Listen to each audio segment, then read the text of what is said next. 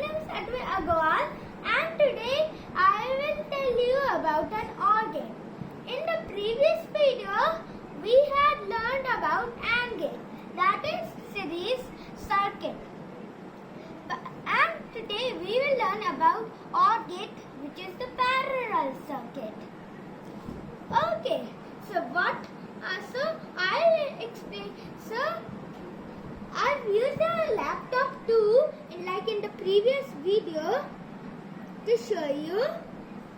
Here's the laptop. Isn't it looking good? So, OR gate is a type of logic gate. There are three main logic gates. There are many others, but I don't want them be introduced to you. So it's the OR gate, like if you say, would I like tea or coffee?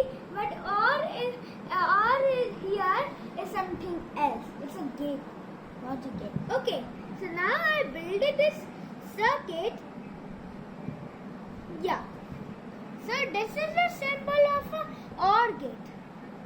See, A, B, and the output. Just consider as C or Y. You might say. C or Y equals or the output equals A plus B. Okay. So now this is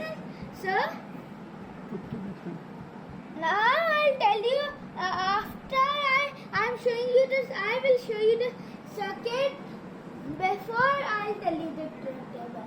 So let me just show you the circuit and I'll tell you the truth table. See, instead of a push button, I have used this light switch. So when I turn it on, it works. Off does not work. Works. Off does not work. Okay, so I have done it like this is the negative, means this is the cathode and this is the anode. Cathode is connected to a resistor which a wire goes here. Isn't these wires looking neat? These are from this set. Then we have connected the negative point of the battery here connected on this way. Then I have on the anode, I have connected a wire that goes to the first terminal of the slide switch, then to the main terminal called the wiper, that all the way goes to the positive rail. Then same with this one.